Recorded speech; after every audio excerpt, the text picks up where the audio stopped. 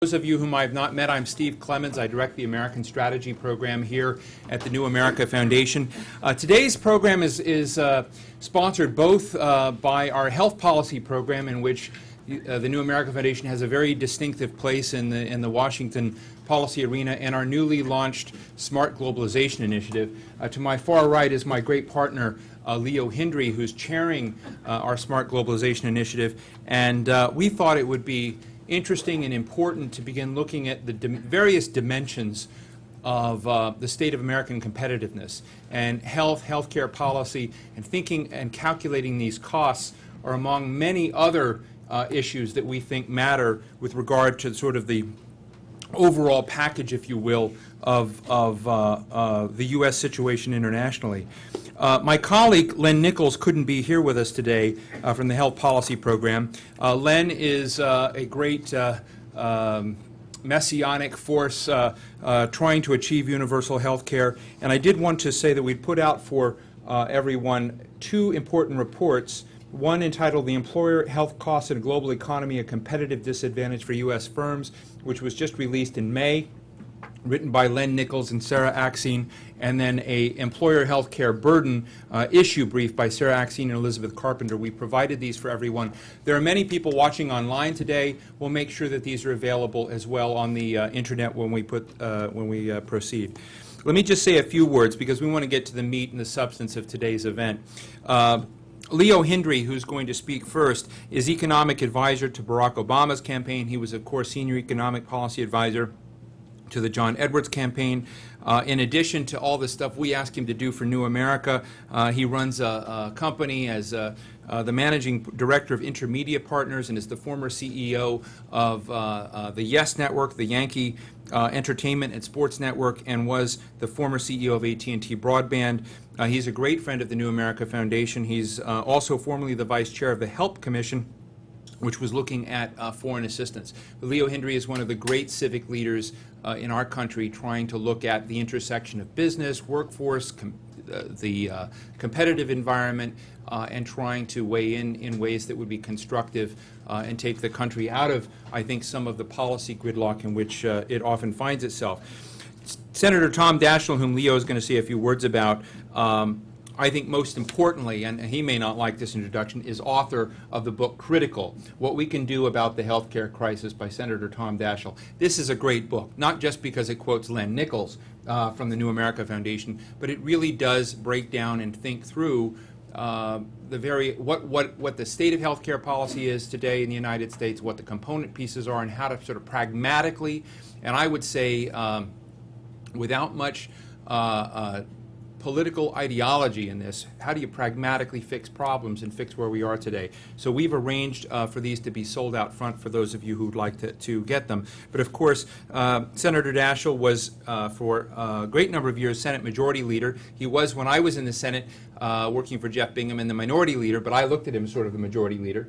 He, when I was up there, helped commission when Jeff Bingaman and Joe Lieberman and others were involved in the Senate Democratic High Wage Jobs Task Force report. That report was done between 1995 and 97. It became the core of not only some important policy initiatives, which I think almost have more resonance today than they did a decade ago, but it created a set of relationships at that time, which the New America Foundation, through its Smart Globalization Initiative, is reigniting and bringing back to the fold. And so we're very grateful for Tom Daschale's leadership back then, and something he may not have known we were still using.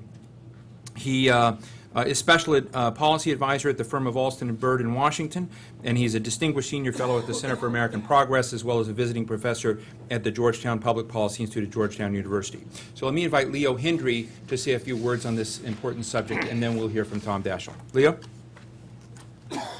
Thanks, Steve. This really is the Tom Daschale show, and I don't know if Steve actually mentioned, but Tom is also the campaign co-chair for Senator Obama, and we are keenly interested in this issue of globalization, but it's not been obvious how to link health care into that, and Tom has been generous about trying to help us find that linkage. We've approached globalization so much from the trade and job side, and it's this burden of health care. And so the comments that I'm going to proffer are simply trying to align corporate interests with the national interests, with the nexus being health care. And I do have the privilege of coming from a corporate background. It's been one of the great opportunities and privileges of my life to lead large numbers of people to common purpose. And it wasn't all that long ago when almost this entire country, the government leaders as well as the business leaders, so commonly held that the best thing for this country, for our society, was this very prosperous middle class that grew from the bottom up. And workers in that environment were rewarded for their hard work, and they were given benefits, especially health care, that were commensurate with their efforts. And we all know that our overall economy and our national security were stronger for it, as were our senses of inherent fairness and well-being. Henry Ford, at the beginning of the last century, when he founded his remarkable company, said that his company would prosper only if his workers earned enough to actually buy the Fords that they produced every day. And then back in 1953, in a much noted comment, the then president of the General Motors Company told the U.S. Senate that, quote, what was good for the country was good for General Motors and vice versa, unquote. And what he was doing, Charlie Wilson was doing, was simply stating the then widely held belief that success for American corporations generally meant success for American workers. They ran so commonly hand in hand that these two statesmen in the business side could make comments like that. Beginning in a number of our opinions back in about 1980, and especially over the past decade or so, what's good for this country and what's good for much of corporate America seems to have gotten way out of sync. And there's been way, way too much emphasis on short-term corporate profits and shareholder returns. And that focus is sort of however earned, and more recently, as some of you know, in the context of what we've been talking about on globalization, wherever earned. And it's this current disconnect on the one hand between corporate responsibility and interests and national interest on the other that has shattered, in our opinion, the contract with the middle class that once defined this country. Too often we find corporate America, in my opinion, using the excuse of needing to stay competitive in the global economy to justify its actions. But globalization is this project that Steve is undertaking. Globalization, in our opinion, does not have to mean almost pervasive job insecurity, and for the last decade it certainly did not have to mean stagnant wages for 90% of American workers. It also doesn't have to mean threatening or actually moving jobs overseas.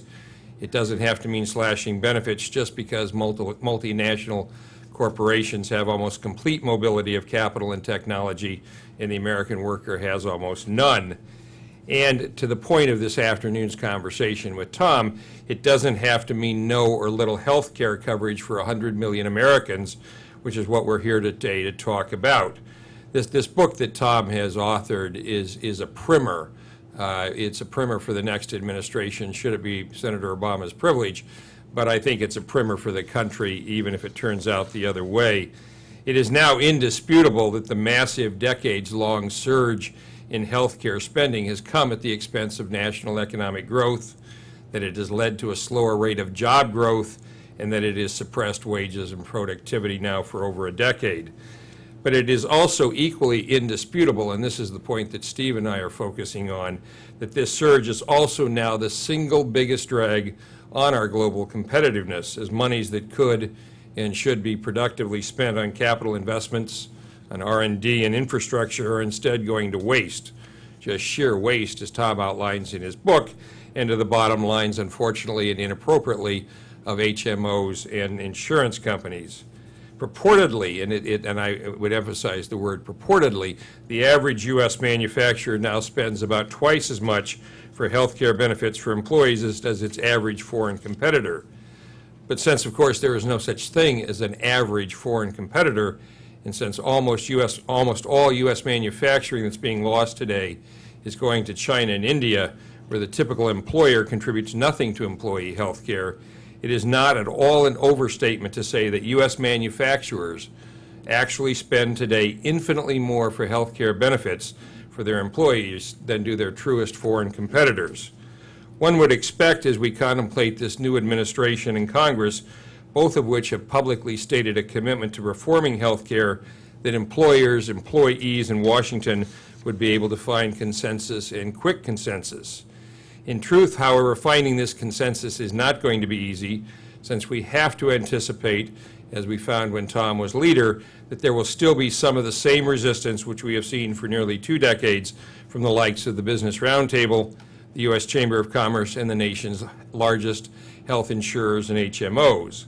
The sad truth is that while we constantly talk about the need to stay competitive in the global economy, much of corporate America has in fact been missing in action when it comes to health care reform, even though, as I said, employee health care costs may be the single largest contributing factor to our nation's current global uncompetitiveness. Having been a large company CEO myself, I can only surmise that some companies must have concluded that there is at least short-term benefit to them from the reality of non-universal health care, since it allows them to more easily justify moving jobs overseas and to further marginalize their employees.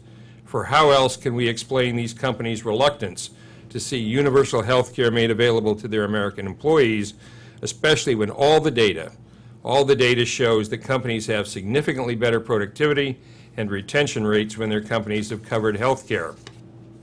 The most telling example has to be the U.S. domestic automobile industry, which by its own admission is the industry today most disadvantaged by the cost of health care benefits for its employees and retirees, and lately also the one now most disadvantaged by the ever-rising, tragically rising energy costs. And yet not once throughout the entire Clinton administration, and not until the last several months, has there been a single auto company CEO who, in my opinion, has constructively and consistently engaged in either the universal health care debate or the CAFE standards debate.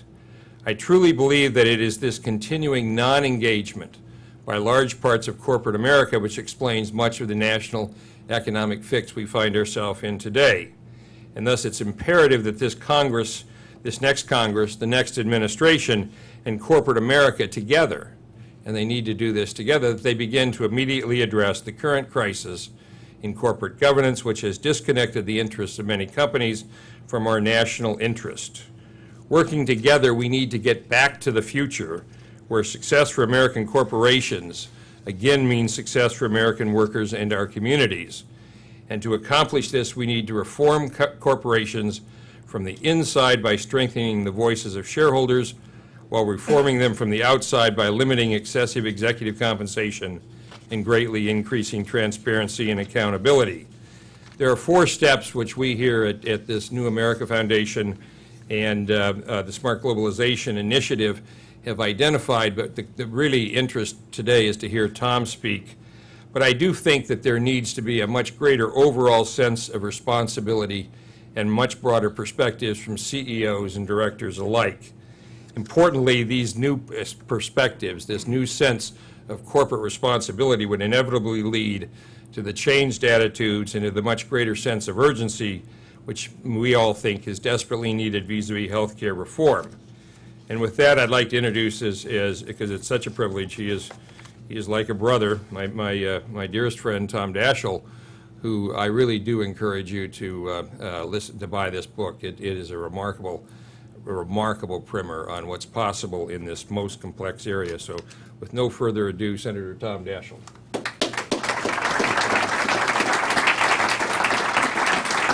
Thank you very much, Leo. Thank you, Leo, for those very invigorating words, and thank you all for being here this afternoon. I especially want to thank Steve for inviting me to come, and thank all of you for being here this afternoon. In my view, this is really one of the most important issues our country is facing. But it's not the first time we've faced it. We've been looking at this issue now for over a century, and we have failed every time we have attempted in the past to address it constructively and successfully. And as a result, we find ourselves today in by far the worst set of circumstances that we have faced, at least in our nation's history. And I think the time has come for us to attempt once more to address health care reform in a meaningful and a comprehensive way. There are those of you who have been in the trenches fighting for health care reform for a long period of time, and not the least of which is my dear friend Harris Wofford, who was my ally way back when we began this effort, and I appreciate so much the fact that he's here. Another ally and friend is Dave McCurdy, with whom I've served and worked for many years, and I'm delighted that he could be here as well. And I'm delighted that Jeff Nussbaum, this is one of the few speeches I give that he didn't write, but it's because I have been working on this for so long that he didn't have to, I guess. I think the good news is, if I could start with the good news, it is that I think now healthcare reform is playing itself out in a very meaningful way at 4 levels. The first level is the one you'd expect. You see a lot of activity going on in the Congress right now, and I'm encouraged by the level of interest, to the extraordinary dedication and commitment that many members are showing to the issue once again, with the realization and expectation that this is going to lead to something big. And so that's very encouraging. The second level is what we see at the political level, at the very top echelons of our competitive races today, and especially what we see at the presidential level. We see both John McCain and Barack Obama putting forth proposals dramatically different, and we can talk about the differences if you wish, but clearly recognizing that this problem has to be addressed, and I'm encouraged by that. I would say one of the most successful and exciting areas or levels is what's going on at the state level today. Massachusetts is probably the most successful, but nonetheless, there are a lot of states. I give Ed Rendell a good deal of credit for what he's trying to do in Pennsylvania, Vermont, across the board, Colorado, California, even though California was unsuccessful. They made the effort, and they're going to try again. So I see a lot of activity, and those workshops have played themselves out in exciting new ways, innovative ways that serve in some ways as models and paradigms that might be helpful to us as we look at a national scale health reform effort. The final level is perhaps the most exciting.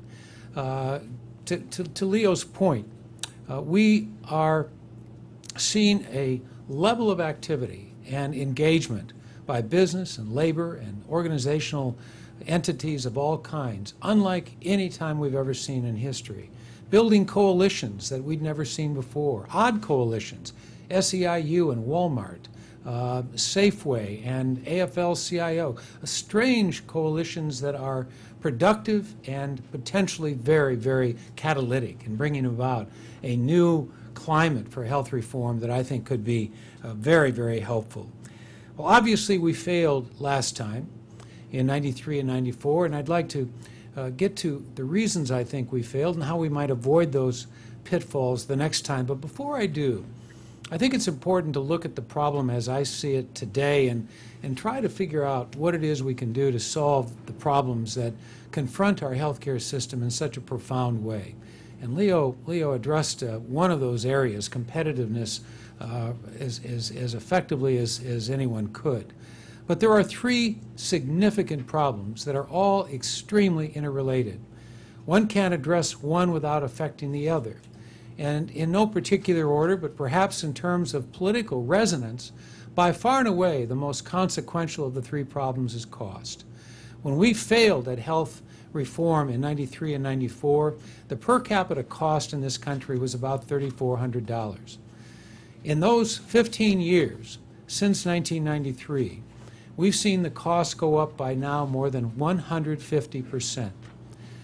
We have seen dramatic increases in per capita costs and especially dramatic increases in the cost of health care for business.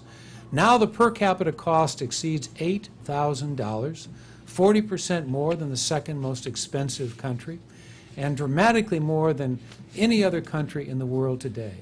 The business community 2 years ago spent about $645 billion on health care, which is larger than the entire health care cost in the country of Germany in that same year. They have now seen something that, unlike anything we've ever seen before, health care costs for business in the Fortune 500 companies for the first time last year exceeded the overall profit. That's never happened before.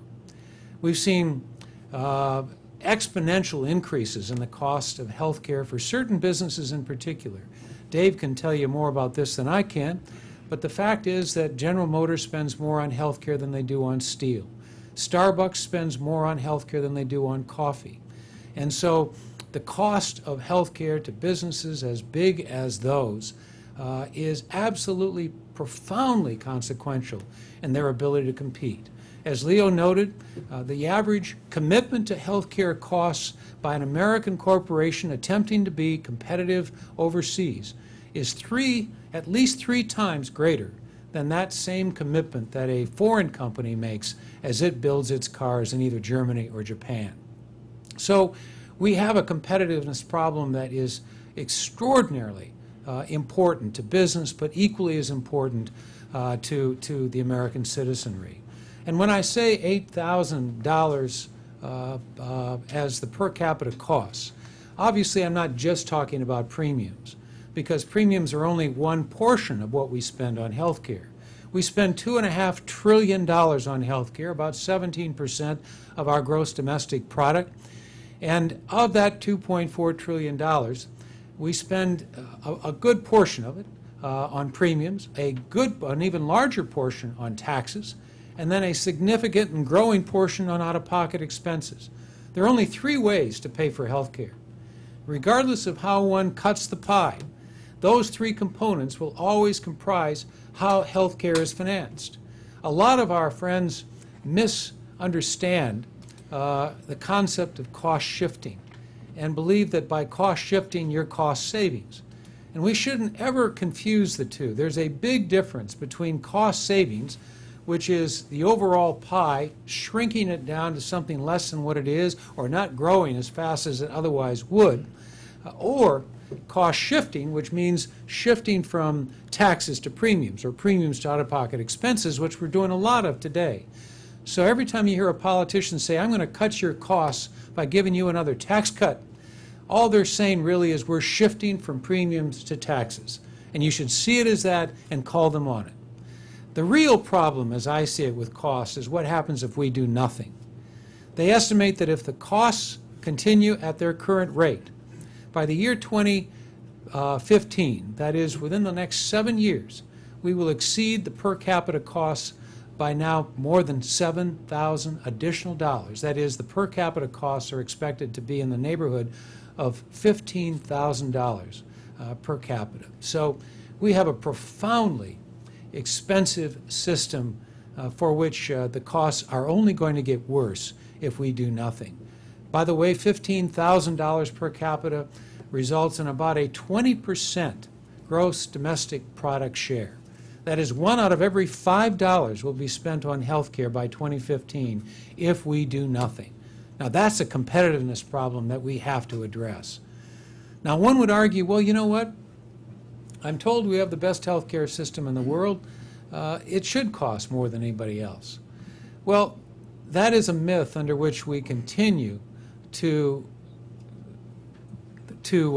be confronted and frankly does a real disservice to an honest debate about what we're facing. We don't have anywhere close to the best health care system in the world, and I'll come back to that in a minute. The second big issue that we have, of course, is the one you hear the most about, perhaps, and that's access. We do have an access problem, but it's far greater than what most people realize. Of course, we have 47 million people in that area that have little or no insurance at some time during the year.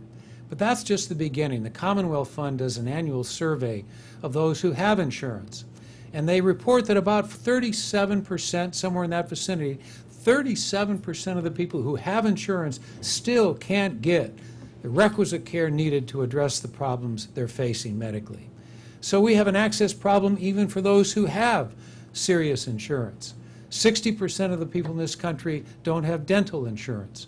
95% of the people in this country don't have long-term insurance, and they estimate that somewhere in the vicinity of 80 to 85% of the people have little or no mental health insurance. So even if we have insurance to cover our medical needs, we still have serious mental health, long-term health, and dental needs that aren't covered by most plans, which goes into this 37% as well. We also have a problem with what we call the default mechanism with regard to health care in this country. I get so tired of hearing some argue that, well, of course we have universal care. All somebody has to do is to walk in an emergency room. Well, you've probably heard that too. The fact is that on the average, on an annual basis, about 500,000 ambulances are turned away from emergency rooms because we have a capacity problem. They can't get in because there simply is no room, or there are no providers. So we have an access problem even with the most basic default position with regard to healthcare delivery mechanisms within our country. The third big problem we have is quality. And this gets to my earlier point about the myths that we face with regard to healthcare. We have a serious quality problem. And that quality problem is getting worse, not better.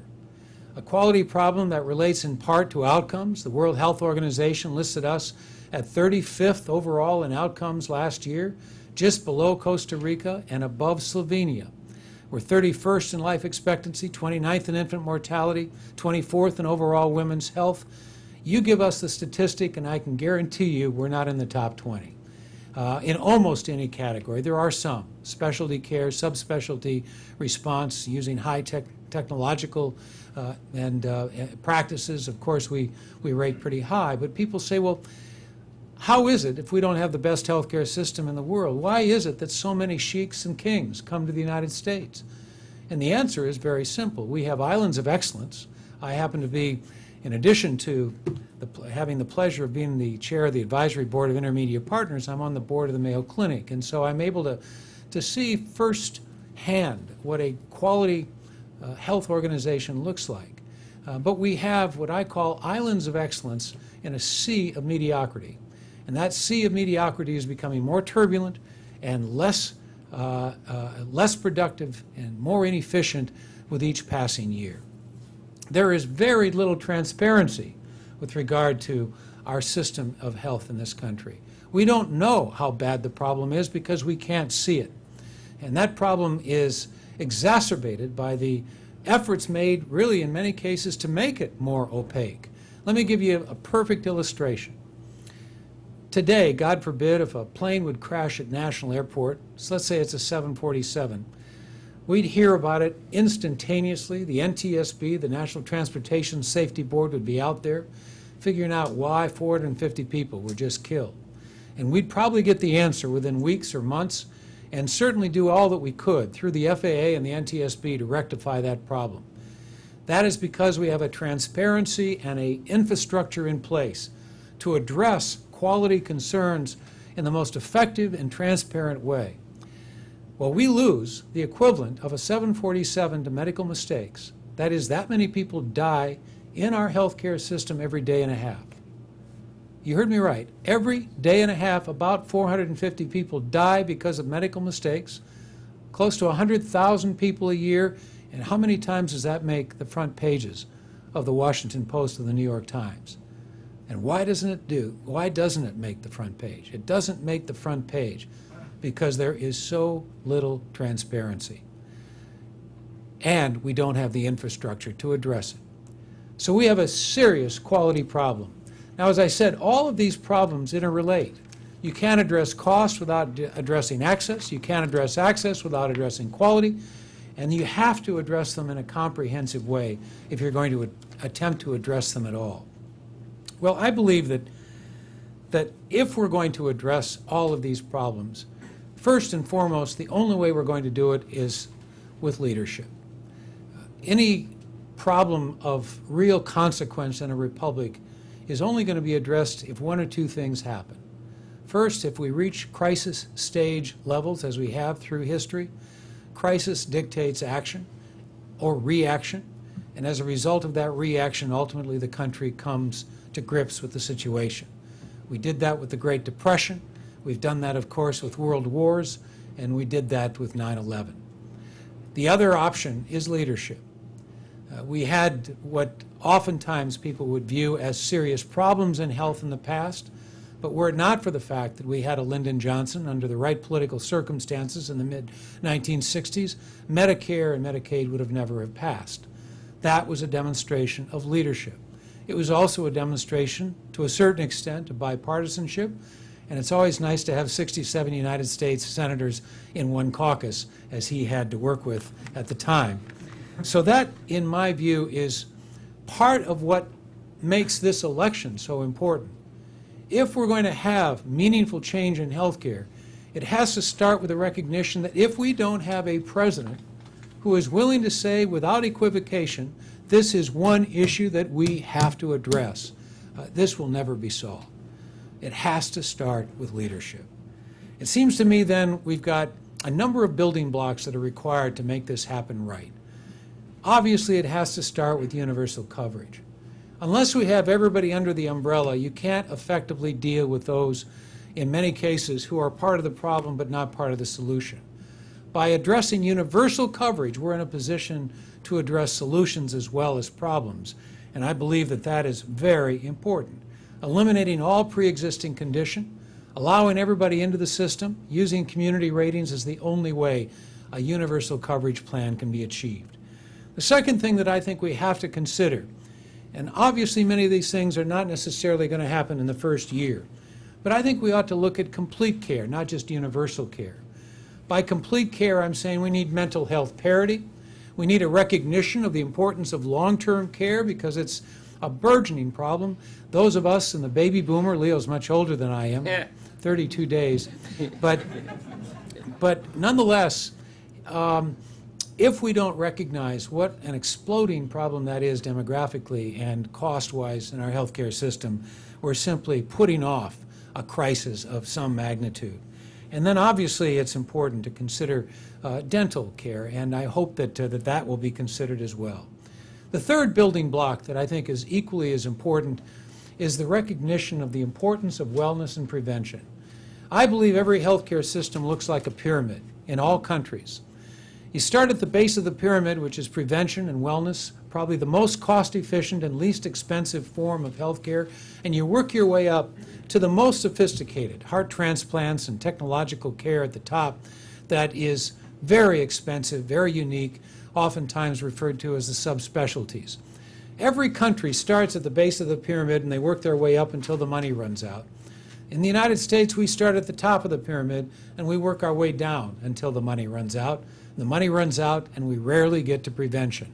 Not only do we not get to prevention, we almost require that those who want to get into family practice medicine apologize for wanting to do so. All of the incentives go against those who want to be involved in good primary care. And so we've got to fix that. Now, I would say wellness and prevention is something that goes beyond our healthcare system. It has to be taught in the schools. We have to begin to address the obesity problem.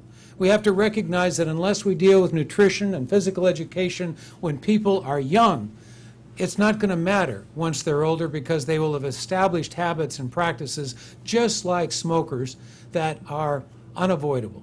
So I think we've got to begin to recognize the universality of all of this problem with regard to wellness and prevention.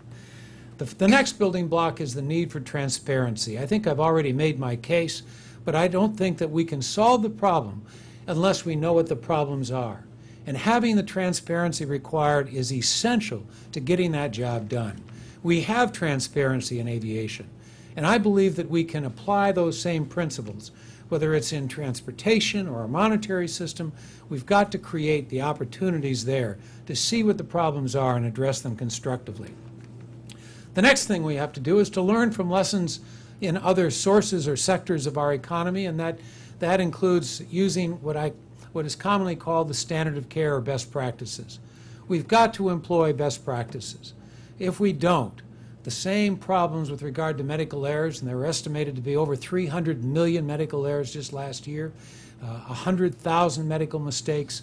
We've got to require checklists and the best practices approaches to all forms of healthcare delivery. I'm prepared to take it a step beyond that of many in my party, but I think we could eliminate malpractice. If doctors subscribed to malpractice, we'd have an insurance compensation fund available for those who may still be the victims of problems associated with medical procedures, paid for through a health court. and get out of the malpractice business entirely. Almost no real good solution comes from the malpractice system today. Rarely is compensation provided, and the length of time and the incredible frustration experienced by the victims of malpractice may be almost as frustrating as anything they incurred with the mistake itself. Obviously, the next big step is information technology. We need to recognize that we have 21st century operating rooms and 19th century administrative rooms. Let's bring the administrative room into the 21st century as well. Let's acquire the necessary information technology to be able to revolutionize healthcare delivery. We need to be able to pool. We ought to eliminate proprietary medicine. That is, doctors first as business people and then as providers. We've got to use make better use of the providers that exist, and I would include in that giving doctors more latitude and nurses more authority. I would give pharmacists more opportunity to be the experts on the pharmaceutical care provided to patients. And finally, I think it's important to recognize the power of drug prices. Drug companies spend more on marketing today than they do on research. And we're spending way too much on marketing. I get the biggest applause lines generally when I say if there's one thing I dislike more than political ads, it's the drug ads, especially Viagra. But nonetheless, I think it's important for us to recognize drugs have to be on the table as well. Now, the key to making all of this happen is to recognize that we've got to change the infrastructure. If we don't understand the importance of infrastructure in healthcare, then we'll never get to the right policy. We have to change the infrastructure. Can you imagine a monetary policy in this country without a Federal Reserve System? Can you imagine an airline or air transportation system without the FAA and the NTSB? Well, we have no health infrastructure today. And because we don't have the capacity to make these decisions. We don't have the capacity to implement the policy priorities that I've just outlined. So it's very, very important that we create a federal health board with an opportunity for overall design and infrastructure that gives us the chance to address these issues in a constructive way, given the kind of political polarization that exists today as we address each of these healthcare challenges in the Congress. So the overall goal would be to create greater value by reducing cost and improving access and quality. Now, in the final couple minutes, I just want to talk about what are the lessons learned from 93 and 94. First of all, I think the most important lesson is to destroy the myths. The myths about healthcare, especially the one that involves this notion that we've got the best healthcare system in the world. We've got to emphasize cost. If we can't assure business that we can bring down the growth in the overall cost, we will never succeed. We have to build larger coalitions than we did in 93 and 94. We have to recognize that to lay down a 1,350-page bill is a recipe for disaster because details kill. We have to delegate the responsibility away from Congress to the Federal Health Board. We have to stay on the offensive. Every time, the one consistent occurrence in all the times we took up health care through the last 100 years was that every time we did, health care reform advocates were on the defensive almost from the first day. We've got to be on the offensive and make defenders of the status quo the defensive-minded people. We've got to stay single-minded in our focus. Once we get on health care, we've got to stay there, not get off of it like we did in 93. We laid the bill down in October. We didn't take it back up until April of the next year. We need leadership, and we need to find common ground. My hero, one of my many heroes in political leadership, is Nelson Mandela. And he once told a large crowd, skeptical that they could make the changes that he saw in his vision for a new South Africa, that many things seem impossible until they are done. Well, I think that aptly describes our challenge in healthcare. Healthcare reform for the last 100 years has seemed impossible, but it too will be done with leadership and the right commitment to this important issue in the years ahead. Thank you all very much. Thank you.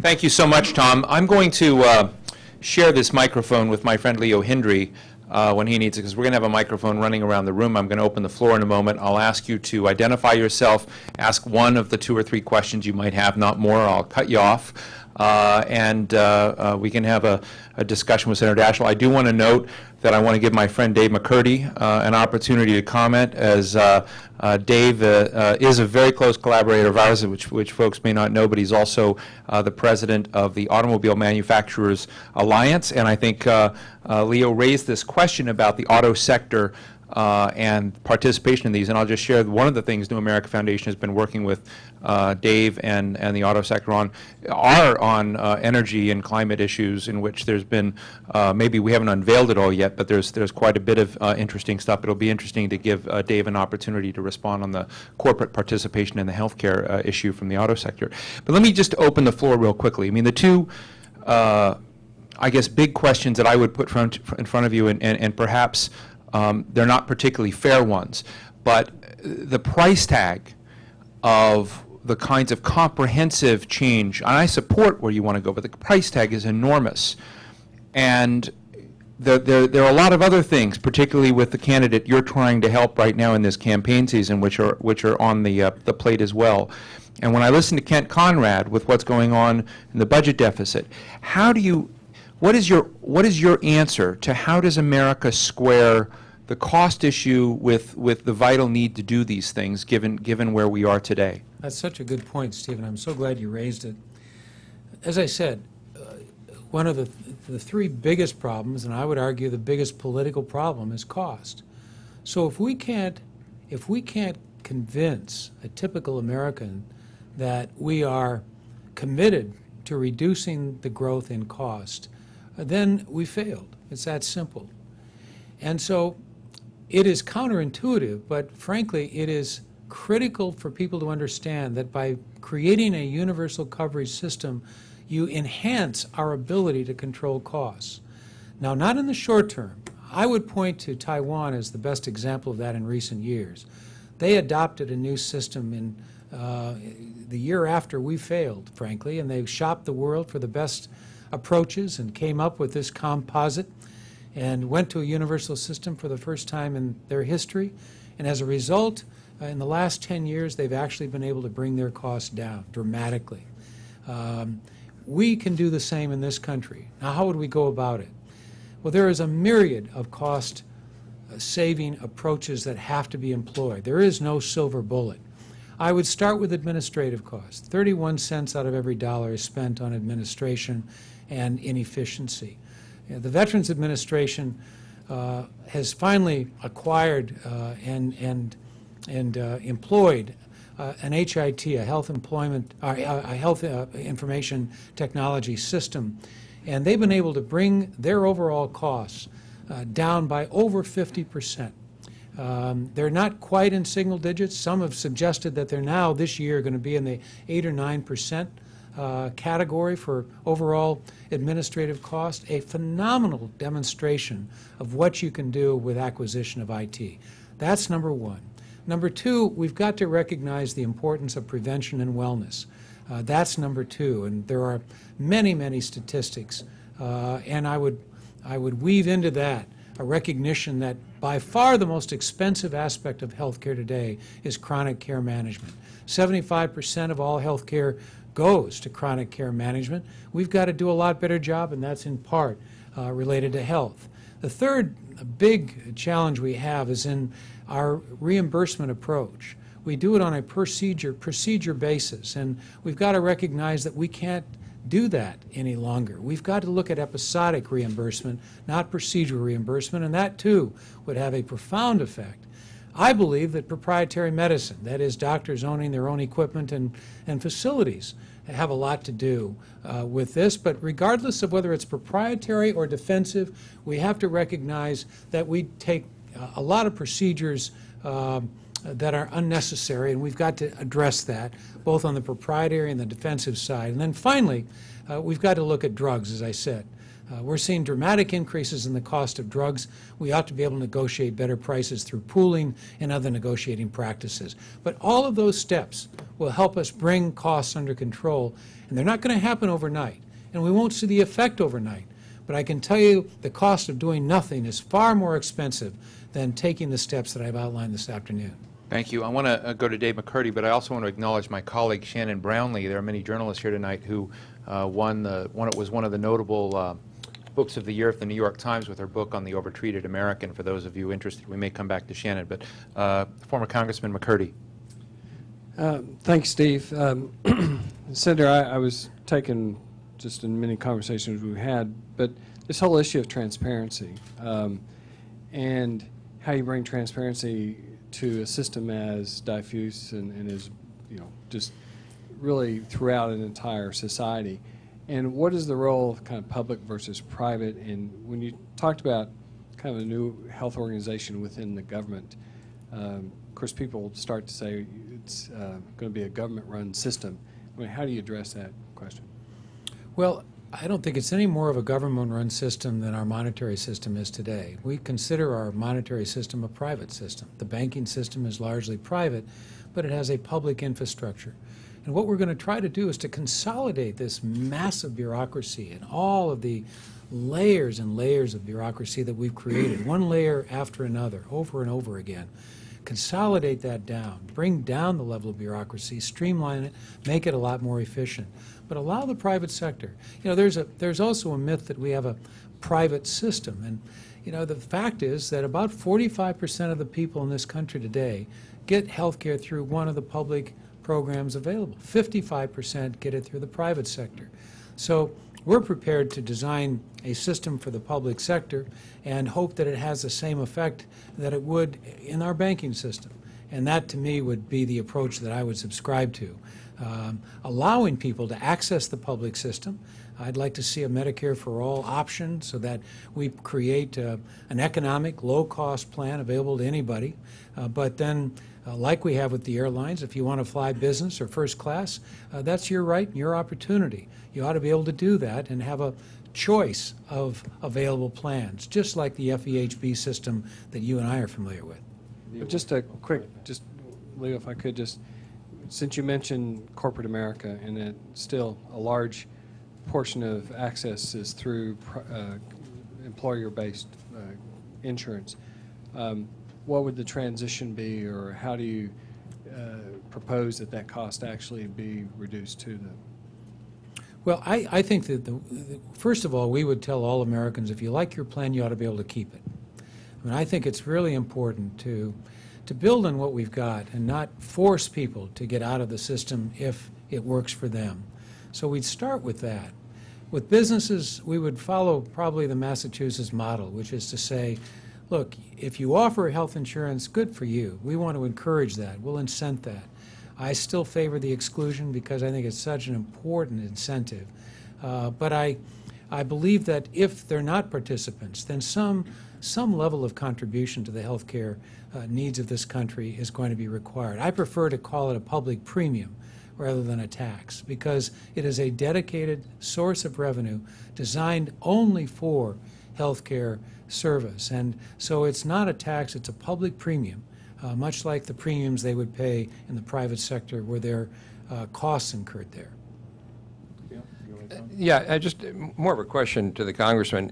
If that approach is proffered by the Congress and the new administration, is it your expectation that that would mute some of the corporate resistance criticisms that were so manifest in the 90s? How do you get corporate America to want to rid itself of these burdens and these inefficiencies in a way that they're a partner in the reform as opposed to an obstacle to the reform? I'm speaking personally, not for... This is Dave McCurdy. Yeah. It's on. Yeah. This is the Las Vegas rules, right? Right, Las Vegas rules. Yeah, but I think the biggest concern that the business community has is, first of all, a lack of trust and a lack of transparency in government itself. And so the fear is, it's always the devil you know versus the devil that is portrayed out there. And there is this concern that government is not not efficient, and it's not terribly transparent, and the standards change, and there's no accountability. All those things in most business world you actually have. If you don't perform well, you get fired. So I think those are the kind of obstacles. You have to be able to demonstrate a a premise or a paradigm that they can see, they can touch, they can test, and actually believe that it is better than the current system, because it's this lack of trust right now, and no one has really defined that terribly well. And you get great advocates out there, but they're advocating on one issue or another as opposed to actually laying out a construct. Devil's in the details what costs you politically. You said you need to keep it kind of broad. But right now, if you're going to have a contract, if there's going to be some kind of compact, there has to be greater credibility from the government side. And right now, that trust is not there, nor is that accountability. You think But I they'll think be there in a new administration when they come in, that folks will roll the dice? We'll know. I think there's, hopefully, between now and the general election, there will be more of a serious debate. Right now, we've had no debate. You've had primary discussions, and everybody's got a plan and a quote of the day, and they've got their blue wall behind it. But there's not been a serious discussion of what the two approaches would be, how they are contrasted, and who actually has credibility on this. And you would hope in a society like ours that people would finally make a decision, and they will. There will be a clear outcome, one way or the other. I hope there's a clear outcome. It's the mud that we don't need right now. And if there is an honest debate about it, and they probably ought to dedicate one of the serious debates between the two candidates just on health care. If this is and they both identify as the national priority. I mean, you got security, national security. Clearly, health care is one of those. Economic competitiveness, or the state of the economy overall. You got environment and other things, but I think this is one that has to be dedicated and have a serious discussion. Tom? I would just say 3 quick points. First, I was at a conference this morning, and one of the businessmen who was there said, "I don't have." He's a CEO of a very well-known business. I won't repeat the name because I don't think it's appropriate, but you'd recognize the name. He says, "I don't think my company can survive 7 more years." Somebody made the comment that it's going to take 7 to 10 years before all this is done. He said, "We will not be here 7 years from now, and it'll be because of health care if you don't fix it." So understand, you don't have 7 years. So first of all, there's a sense of urgency that wasn't there in 93 and 94. Secondly, because of globalization, people are becoming more and more concerned about the competitiveness question, and Dave knows that better than anybody because he deals with car companies that make their cars in Germany and Japan, and the ones who are made here. Right. No, that's what And I'm here, saying. yeah. And here, but I mean the contrast. I mean, you've spent about $1,500 per car in this country, $150 per car in Japan, $450 in Germany, so per car. So there's a dramatic difference in competitiveness, and that's having a Give me those numbers one more time. $1,500, $450, and $150. $150 in Japan. Right. And so that's a big problem for these companies. Let me open the floor. Shannon Brownlee, and we'll go to Joe Minerick next. Hi, I'm Shannon Brownlee. I'm a You got to speak into the mic. Say I'm hi to the Shan- folks watching on the web. Where are they? Yeah, they're up there. They can hear you. They just can't see you. That's right. I'm not far enough in the front. I'm Shannon Brownlee. I'm a senior fellow here at the New America Foundation and author of Overtreated. Thank you, Steve, for putting this on, and thank you, Senator Daschale, for your excellent comments. I have a very brief comment and then a question. My comment is that when we compare our costs to those of other developed countries, there are really 4 drivers. One of them is overhead of insurance. One of them is technology. We have more of it, but we don't have better outcomes. Another is price, and it's not just drug prices. We also pay more for days in the hospital. We pay more for physicians are paid more per unit of service than their colleagues in other countries, and in fact generally have higher incomes compared to the citizens in their countries. But the fourth one that's not talked about very often is unnecessary care. And we spend about $700 billion a year on care that does nothing to improve our health. That is an enormous waste, but it's also, I think, an enormous opportunity if we can get a grip on it, and getting a grip on it is going to take changing the delivery system. My question is, you didn't mention evidence, the lack of medical evidence, and I'm wondering what you see the federal government's role is in increasing the evidence base and what private industry's role is. Well, I think that's such a good question, and I couldn't be in greater agreement with your comments about these areas. I spoke about the reimbursement and the proprietary and defensive medicine approaches to care, but your unnecessary care is a huge problem in this country, and it's driven by a lot of different factors, as you alluded. So we've got to deal with that, and it's, as you say, it's a huge part of the problem we face today.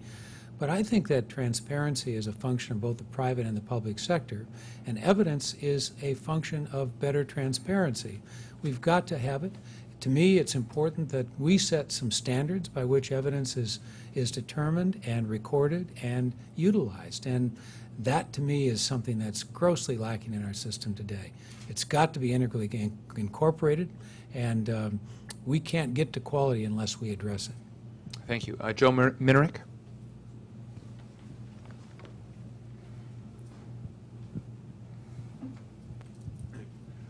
Joe Minerick, Committee for Economic Development. I have to point out an inconsistency in your presentations. Senator, you said that Leo was 32 days older than you are, and Leo said that you were brothers. But I don't know if that's a healthcare issue. Same father, though. Same mom. Joe, that was really cool. I think you got it backwards. I always thought Joe was one of those bean counter types that caught those things. So. Okay, sorry, couldn't resist. One circle that might be hard to square, if people can keep an existing employer plan, how do you get to the universal pool of insurance risks that you're talking about? That's going to be a tough one. And one more issue before Steve cuts me off. Probably a lot of the resistance of employers to reform in the healthcare system is that they're afraid that however good a system you come up with, at the end of the day you're going to legislate a financing system such that they're paying the bill, and that however society's costs change, their costs go up. Do you have any great ideas of how you create the trust in the legislative process that everybody's at the table and you're going to come up with a solution that people can accept? Well, Thanks, Joe. Joe, that's a very important factor in all of this, and it's too simplistic, but it's so true that's a function of good leadership. You know, and it starts with that. We've got to show good leadership. We've got to, first of all, the next President of the United States is going to have to help lead this country to a recognition of how important this is, and a level of trust that we just haven't had, and an understanding of what it is we're trying to do and how we're going to go about doing it, with compelling answers to tough questions about how this is going to work. And with leadership and with some momentum and some recognition of the importance of addressing some of these challenges, and fairness has got to be one of them, I think we can do this. I mean, we've taken on complicated, very sophisticated challenges before, and we've addressed them. But I think it's also important, and this is why I favor a federal health board. If we get too far in the weeds again, and we try to give an elaborate, intricate, many paragraph detailed response to each one of these questions, we're going to lose. We're going to lose because they're going to say, well, wait a minute, I don't like paragraph 4, line 6, and we're going to get hung up on that, and we're going to get killed. You know, we've got to delegate. We've got to understand that that unless we delegate this and allow this transparent decision-making process to take its course, with the recognition that Congress can always override. If they find that it's too far astray, they have the ability to change the statute. It seems to me that's what we've got to do, because we can't afford to get too far into the weeds. We've got to give this vision about where we want to go and how we're going to do it, with some principles about how we're going to get it done, and then let the Federal Health Board do its thing, with the expertise and the political autonomy and the political insulation necessary to make the tough decisions. I mean, if you ask Congress today, to take over monetary policy and say, okay, one of your challenges is going to be every month you've got to figure whether to raise or lower interest rates. And I know you're going to do it. Just go do your job, and we'll count on you to raise or lower interest rates every month, and we'll be just fine. We don't need the Federal Reserve. How long would it be before you realized how dysfunctional that decision-making process was? And where would our monetary policy be today? Now, I'm not subscribing to every decision the Federal Reserve has made, but I just point that out as a recognition of how important it is that an authority be there and an infrastructure in place to implement once those decisions are made. If we don't do that, we will never get to where we need to go. Christoph von Marschall of Der Tagesspiegel, Yeah, I'm the U.S. correspondent of the German daily Der Tagesspiegel. Thank you so much. Washington Post op-ed writer lately. Yeah. About foreign journalists and President Obama, or excuse me, candidate Obama. Yeah, it's a little bit difficult for us to approach the campaign, but that's not the subject of today. Today is the subject healthcare. And I really liked your approach, like you talked about the myth of the American healthcare system. I like this country very much. I'm not a European America basher. I like to live here. But really, that's also my experience living 3 years here. There are so many myths about the US healthcare system. But the last one, which I wanted to ask you about, is competitiveness. Until today, I didn't understand why it's really a problem of competitiveness for the states. In my country, everybody is insured. It is paid by 50% of the premium by the employer, 50% is taken from the salary. We have everybody insured, everybody gets a better service, and nevertheless, it costs less. How does that work? I mean, we are champion #1 in exports. I understand when American employers explain to me why they think it's a competitiveness problems with Japan, because they subsidize healthcare system. We don't do that. And nevertheless, everybody is insured, everybody gets a better service, but you are still talking that's a competitiveness problem. I think Germany shows that you can stay competitive in the world and have everybody insured at an affordable rate. Of course, if we would have the same discussion in Germany, everybody would say it costs too much, the system is broken, it doesn't work. Yeah, and costs are rising, but in comparison, it works. Well, Germany, as everybody probably in the room knows, Germany was the first country in the world to have a universal health care system, going back to the 19th century with Bismarck. And I think you have taken each one of these challenges I've addressed and others have addressed today on cost, and you've been able to find ways with which to address them effectively. That's number one. And number two, I think you've shown the leadership over time, and you've delegated the responsibility, as I think you have to, so that it's an ongoing process. This isn't something we can look at sporadically and say, well, we're going to look at healthcare today and we'll come back in it in 2010 and again in 2014. This has to be an ongoing process, and that's what Germany does. And you have better outcomes. Almost across the board, Germany's outcomes are better than those in the United States. Right here. No, it's getting here. Okay. Then you threw me off. Right over here. Harris, Senator Wofford. The question is not the presidential campaign today, it's health care. But the answer may be the presidential campaign today. And so I liked all the questions, but I think my answer to them would be the best thing we can do to answer them is to elect a president who will look to Tom Daschale for leadership on this subject as on many others. Thank you, Harris. Thank you very much, Harris. I hope, however, it comes out, whether it's Senator McCain who wins or Senator Obama today, but just to be clear that we're on the bipartisan side here, that we're equal opportunity. But it does raise this one question I want to get to piggyback on Harris's point. My colleague Len Nichols is known as the sort of most devoted guy in the country to the mandate. And you talked about this in your book, and you talked about we don't need more Harry and Louise ads and talking about this issue. Can you get to the world that you're talking about without a mandate, without the lowest end of those people not being covered in it? And so one of the questions is, because I know Len would ask it, where are you on the mandate? That's another easy question for me. I believe that, that was, as everyone may remember, that was part of the debate in the primary season. Barack has said, well, mandates don't work if you don't have adequate subsidization for those at the lower end of the economic ladder. And he's absolutely right. there are many states that have mandates with very low participation. We need to provide assistance to those who are in the greatest need for help in getting health insurance. But I must say you never get ultimately to 100%, even with a mandate. I support an individual mandate in large measure because it brings you the last 15% of participation that you need to truly call it universal. So in the book, I describe the mandate I would support. As I say, there's a role for the insurers, there's a role for the employers, and there's a role for government.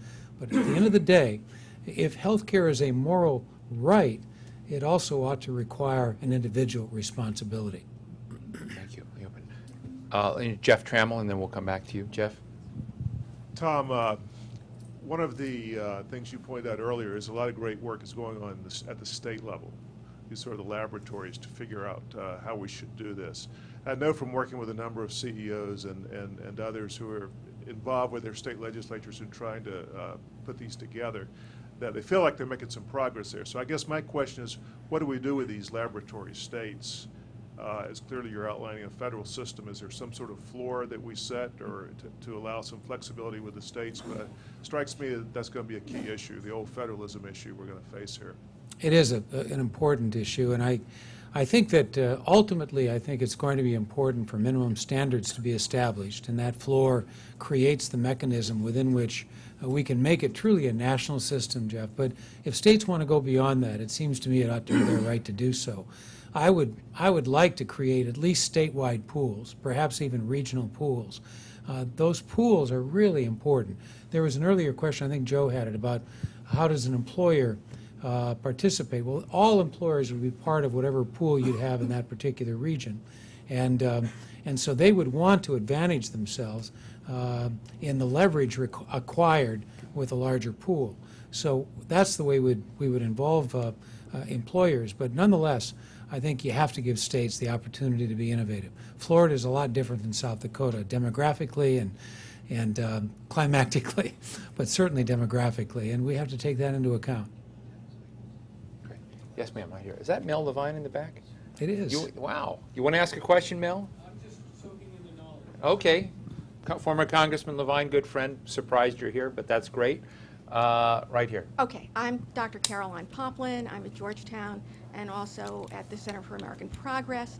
I think the Federal Reserve Board for the Federal Health Board is a nice idea, but we've already had three. We have Medicare, which is supposed to approve reasonable treatments. We have the FDA, and then we have what used to be AHCPR, the Agency for Healthcare Policy and Research. In the 90s, I think it was created by the Clinton administration. They put out wonderful booklets for doctors on how to treat a bunch of common conditions that were useful and readable. And then they hit Trent Lott and the neurosurgeons. You were in the Senate for this, who said, oh, this is the government practicing healthcare. We can't have this. And AHCPR went through a near-death experience. It was almost completely defunded. Its name was changed, and it now does only innocuous research that nobody can object to. How can you be sure this isn't going to happen again? Okay. Well, first of all, you just put your finger on a big problem. I mean, they are CMS deals with Medicare, and only Medicare. I mean, for all intents and purposes, of course, there's spillover and reimbursement and other things, but we don't really have a comprehensive authority with the power delegated to them to make the decisions about our healthcare system. We have certain specific delegated federal entities that have responsibility over a segment of that system, but we've got to make it a permanent, system-wide approach. And I believe that that if it's done right, and if it's created in such a way that it is very difficult to undo, and once it gets established, I would argue that the Federal Reserve Board for the first 20 years struggled mightily to stay as an entity of consequence, and ultimately gained a reputation over the years that came with experience and decision making, and proved its worth. We've got to do that with healthcare as well, just as the FAA has done with our aviation system. The FAA has existed since airlines have existed. No one's ever dreamed of taking it out of existence because people can see the value of our aviation infrastructure. Same thing has to be done on health. We have a lot of folks who still have questions, but I did promise that we would give an opportunity for people to pick up some books, maybe ask Senator Daschale to sign a couple of them, but I want to ask a question because I know something about the Senator's recent travel and want to change the subject and take the opportunity to ask about global health. You, Dave McCurdy, Madeleine Albright, Leo Hendry, Bill Frist, fascinating crowd of folks who were up at the Arctic. And I'd like to hear what do you think is going on in the world and what did you learn on your trip? Well, I think I only speak for myself, certainly not for Dave or Leo or anybody else who was on the trip, but I came away with an even greater sense of urgency about the need to address meaningful climate change.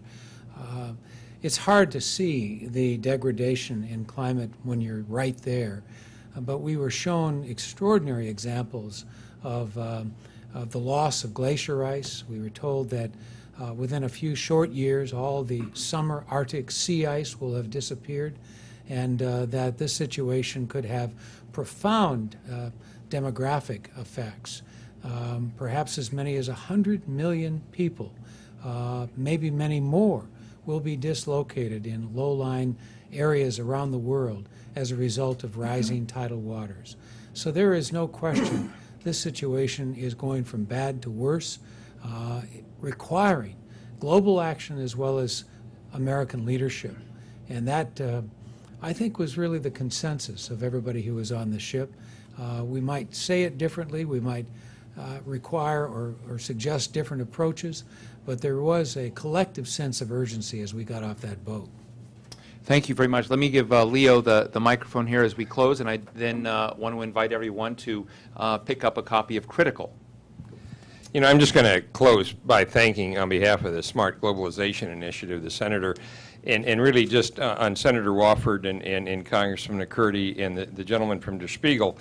The intent here was to help you understand with Tom's counsel and insight that the integration, and even Steve's last question on global warming, it does come back, in fact, to competitiveness. This all integrates, and that was what we hope to accomplish today. This next administration will address health care as an urgent priority, as Senator Wofford has pointed out, but it will also do it in the context of globalization, competitiveness, and the issues of global warming and global health. So we thank you on behalf of the Smart Globalization Initiative.